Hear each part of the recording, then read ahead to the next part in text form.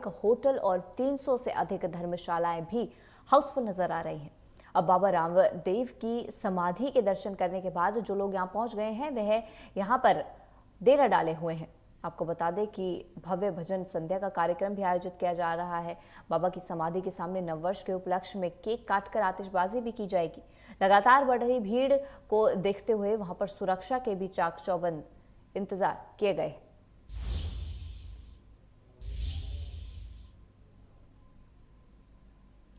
वहीं सिरोही में जालौर से सांसद लुम्बाराम चौधरी आज माउंट आबू पहुंचे हैं। राजस्थान सर्किट हाउस में उन्होंने वन विभाग, नगर पालिका, जलदाय विभाग, सिंचाई विभाग, विद्युत विभाग और पुलिस प्रशासन के अधिकारियों के तथा जनप्रतिनिधियों के साथ संयुक्त बैठक ली। इस बैठक में माउंट आबू की पेयजल समस्या, सड़क, बिजली और पर्यटन विकास से जुड़ी योजनाओं की समीक्षा की गई।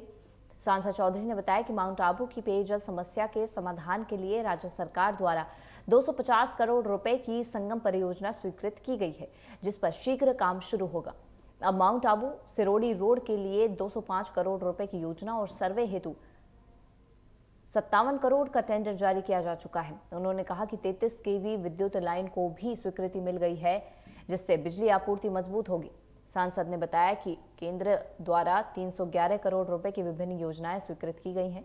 हमारे संवाददाता अनिल एरन ने सिरोही जालौर सांसद लुम्बाराम चौधरी से खास बातचीत की। इस दौरान उन्होंने प्रधानमंत्री मोदी, केंद्रीय मंत्री नितिन गडकरी और मुख्यमंत्री भजनलाल शर्मा का आभार जताते हुए कहा कि माउंट आबू की समग्र विकास और पर्यटन को बढ़ावा देना उनकी प्राथमिकता है। इसके साथ ही उन्होंने और क्या कुछ कहा, देखिए, आपको सुनाते हैं। इसके अंदर विद्युत की कई दिनों से समस्या चल रही थी, आंधी आती थी, कई बार 2-2, 3-3 दिन जो लाइटें बंद रहती थी। उसके लिए भी हमने इसकी हाथ में ले लिए। उनके पैसे वन विभाग को 55 लाख रुपए डिमांड भर दिया, उसके एनओसी जारी करवा दी। उसका जल्दी काम पूरा होकर के माउंट आबू को आने वाले नए वर्ष में इसकी सौगात मिलेगी। दूसरी बात, रोड के लिए माउंट आबू आपने देखा होगा कि कई बार स्थिति में 5 बरसात के अंदर चट्टानें गिरने से 5 से 6 दिन माउंट आबू बंद रहा है। इसकी वैकल्पिक व्यवस्था के लिए हमने जो मांग की थी, उस मांग के हमारे देश के प्रधानमंत्री आदरणीय नरेंद्र मोदी, हमारे गडकरी साहब ने, हमारे मुख्यमंत्री महोदय ने और सभी हमारे भारतीय जनता पार्टी के पदाधिकारी संगठन ने और सरकार ने, क्यों डबल इंजन की सरकार है, कि डबल इंजन की सरकार ने वो रोड की सौगात हमें दे दी है और आने वाले साल में इनका भी जरूर आपको काम चालू मौके पर काम दिखेगा। सिरोही जालौर के सांसद लुम्बाराम जी हैं, जिन्होंने माउंट आबू की समस्याएं सुनी हैं और माउंट आबू की समस्या का त्वरित निवारण करने के लिए जिस प्रकार से अधिकारियों को निर्देश दिए हैं, माउंट आबू की सालगांव परियोजना हो या माउंट आबू का सिरोड़ी रोड हो, कहीं ना कहीं आप पूरी तत्परता से लगे हुए हैं। हम बात करना चाहेंगे कि किस प्रकार से लोगों की समस्याओं को आप जानने में या उसको सुलझाने में लगे हुए। बहुत बहुत धन्यवाद।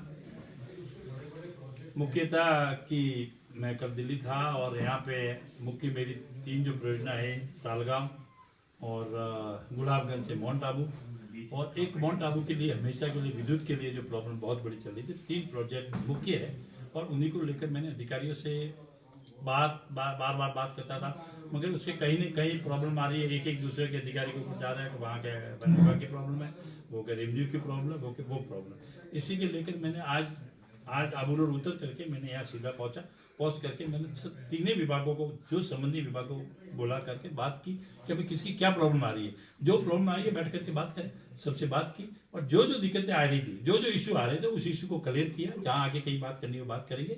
और मैंने जो प्रोजेक्ट विद्युत का, रोड का और पानी का, सालगांव, तीनों के लिए मैं, और वायु सेवा के लिए भी जिस प्रकार से आपने प्रयास किया है, कहीं न कहीं इसका वायुसेना के लिए मैं माननीय मंत्री महोदय को और हमारे आदरणीय नरेंद्र जी मोदी पर मुझे पूर्ण विश्वास है, हमारे मंत्री पर विश्वास है और हमने प्रयास भी किया है।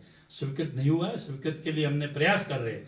स्वीकृत करना सरकार का काम है। इसके अंदर कई तरह के इशू होते हैं, कई तरह के नियम होते हैं, मगर मुझे विश्वास है कि आबू के लिए कुछ न कुछ समय मिलेगा। माउंट आबू की सभी समस्याओं को जाना और उसके लिए